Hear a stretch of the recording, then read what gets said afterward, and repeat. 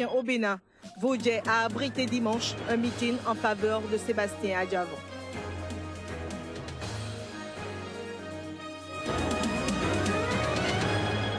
Toujours au Bénin, le député Bani Samari n'est plus. Il aurait été victime d'une crise cardiaque.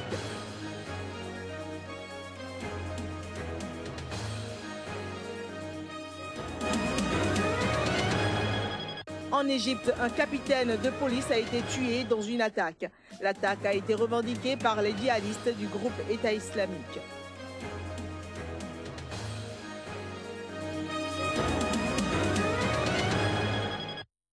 Bonjour chez vous, bienvenue dans ce nouveau journal sur Sika. Activité de campagne dimanche à travers la ville de Cotonou. Les partisans de Sébastien Germain Adjavon ont pris possession du quartier Vodje-Finayon, entre autres. L'objectif principal était de vulgariser le projet de société du candidat. Il était surtout question de faire voir les avantages pour les populations de faire de lui le premier magistrat du Bénin. Vodje était bondé de monde dimanche. Convaincus de ce que Sébastien Germain Adjavon est le meilleur homme pour assurer le développement du Bénin, les populations ne se sont pas faites prier. Elles ont une fois encore exprimé leur désir à entendre les engagements pris par leur candidat. Nous sommes dans une école ici, et cette école ne suffit pas à la population de Vodje-Finayon. Nos enfants n'arrivent pas à venir à cette école. Nous sommes obligés de les envoyer ailleurs. Nous demanderons au candidat, notre président Sébastien Adjavon, dès qu'il serait président, de tout casser et de refaire une grande école pour Vodje-Finayon. Pourquoi je dis ça? Parce que ce n'est pas la première fois qu'il fait ces choses. Il fait ses œuvres sociales. Il le fait partout dans le Bénin. Pour le représentant du candidat, l'assurance d'une victoire certaine se lie de plus en plus à travers la mobilisation écrasante qu'entraîne Sébastien Adjavon à travers tout le Bénin. Ce n'est pas quelqu'un qui dit « je veux faire », c'est quelqu'un qui fait déjà. Et c'est ça qu'il veut faire par ses preuves. Partout où nous sommes passés, il a déjà mis ses empreintes partout, sur toute l'étendue du territoire national, du nord au sud. Et ne soyez pas dans le doute. Du nord au sud, donc ce que j'ai vu à Porto Novo hier, c'est énorme. Tous les 5 arrondissements de Porto Novo, c'était la foule. Donc, ne gaspillons pas nos voix. Votons utile. Encore 7 jours et les propos se traduiront en actes. En attendant, la campagne s'intensifie. Toujours au Bénin, c'est le dernier virage de la campagne électorale. L'ancien ministre Ganiou Soglo, l'un des soutiens du candidat Sébastien Germain Adjavon, a opté pour une campagne de proximité. Objectif, gagner plus d'électorat pour la cause du candidat. Il était donc ce week-end au contact de la population de Roulakodji à Cotonou.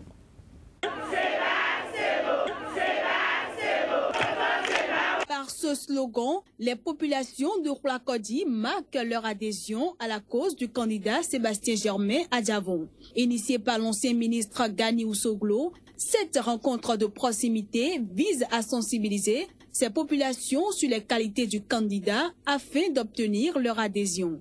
Ganiou Soglo va procéder à un bref rappel des différentes actions menées par l'homme sur tout le territoire national. Sébastien Adjavon, c'est celui qui a déjà fait, c'est celui qui a fait déjà 6 faces pour les jeunes, pour ceux qui aiment le football dans notre pays. Sébastien Adjavon, c'est celui qui nourrit déjà notre population et qui fait en sorte que nos mamans puissent aussi vendre au marché. Sébastien Adjavon, avec moi, nous allons vous respecter. Nous allons réhabiliter Plakodji. Personne ne va vous enlever d'ici sans votre accord, sans une réflexion commune avec vous. Il a également été question pour Ganiou Soglo de montrer aux populations venues nombreuses l'écouter l'importance du retrait des cartes d'électeurs. J'espère que vous avez tous vos cartes d'électeurs. Il faut avoir vos cartes d'électeurs. Et le jour du vote, vous devez surveiller ce qui se passe. Vous avez le droit de rester jusqu'au dépouillement. Pour finir, il a montré à ses populations la position du candidat sur le bulletin unique, un message qui a eu l'effet escompté vu le test réussi par tous ceux qui se sont essayés à l'exercice d'identification. Reste que ceci se traduise en réalité dans les urnes le 6 mars.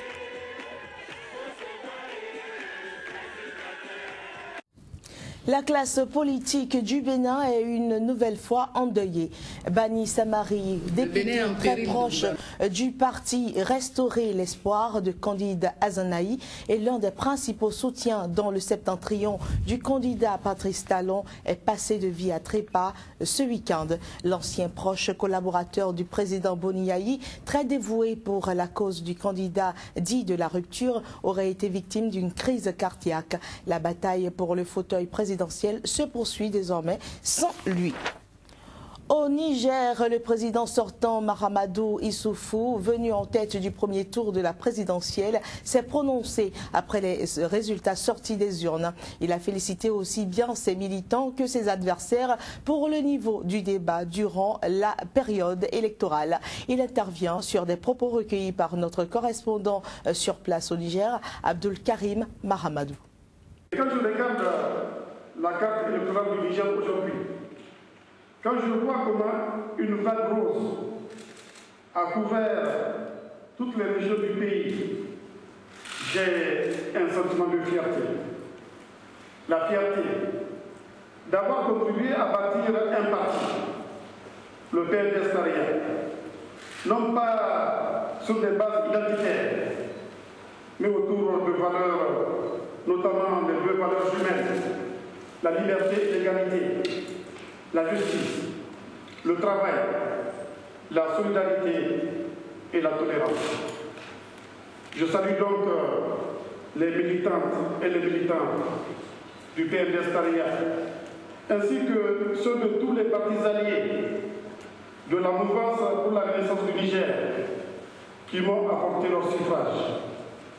Je leur demande de se mobiliser et d'aborder la campagne du second tour avec sérénité et détermination. Ensemble, nous transformerons les adieux. Je salue mes adversaires du premier tour et les félicite pour la qualité des débats qui s'y sont déroulés. Je salue les membres de la Commission électorale nationale indépendante qui ont dû travailler nuit et jour pour organiser les deux scrutins, les forces de défense et de sécurité qui en ont assuré la sécurité sur l'ensemble du territoire, les observateurs nationaux et internationaux qui nous ont accompagnés de leurs conseils et observations, ainsi que la presse nationale et internationale.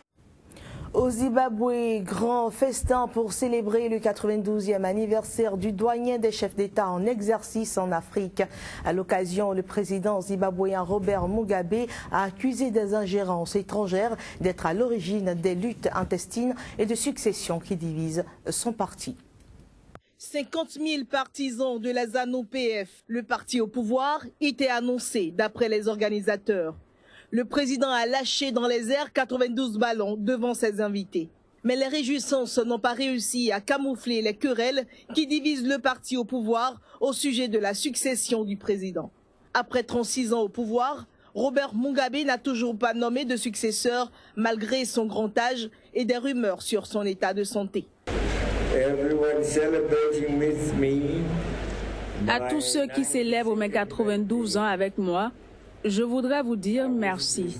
Je vous remercie du fond du cœur. L'origine des divisions semble venir de membres haut placés du parti ou de membres dirigeants du parti. Les Britanniques et les Américains, par leur ruse, comme toujours, ont utilisé ces occasions pour offrir de grosses sommes d'argent à des individus du parti et de l'extérieur du parti, provoquant ainsi des divisions. Le vice-président Emmerson Mnangagwa est considéré comme le favori pour succéder à Mugabe.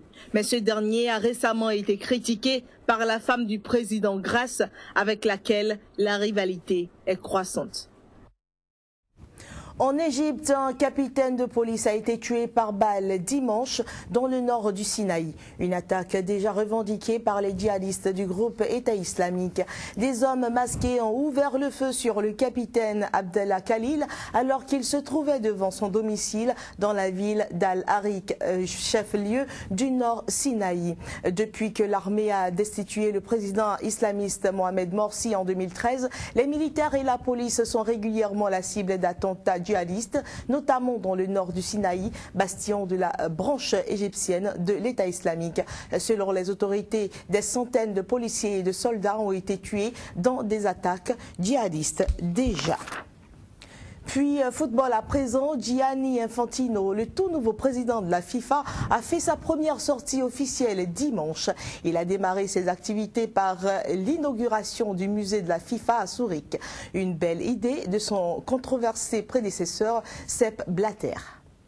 L'objectif est de tenter de restaurer la confiance dans une institution secouée par un scandale de corruption sur lequel enquêtent encore les justices suisses et américaines. Il revient à Infantino la lourde tâche de mettre en application l'ambitieux programme de réforme de sa gouvernance adopté vendredi par la FIFA. Le joyau ce dimanche inauguré, une initiative de Sepp Blatter, un très beau musée qui reflète l'universalité du football. Je suis content parce que le football a une histoire. Le football est magique comme vous pouvez le voir dans ce musée. Vous voyez, j'ai mon propre musée sur le football au sein de ma maison. Donc je me sens chez moi ici. Je pourrais passer des heures et des heures à regarder tout autour de moi et à admirer tous les grands joueurs et les grands entraîneurs qui ont fait l'histoire du football. Quant aux réformes, la première autorité de la FIFA estime qu'il n'y a pas de temps à perdre. Le travail à abattre est énorme. Il faut aller vite. Les réformes doivent être mises en place dès maintenant. Elles doivent être mises en place dès le premier jour, tout de suite.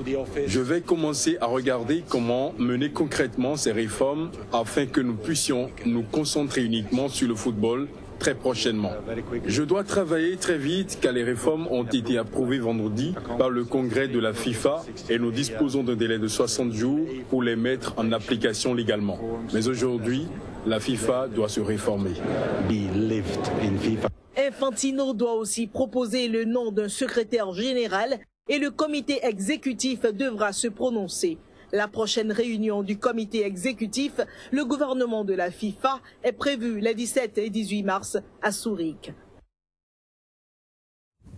Et c'est sur ces belles images que nous refermons cette séquence d'informations que nous vous remercions d'avoir suivi. Très bonne journée en compagnie de nos programmes. Au revoir.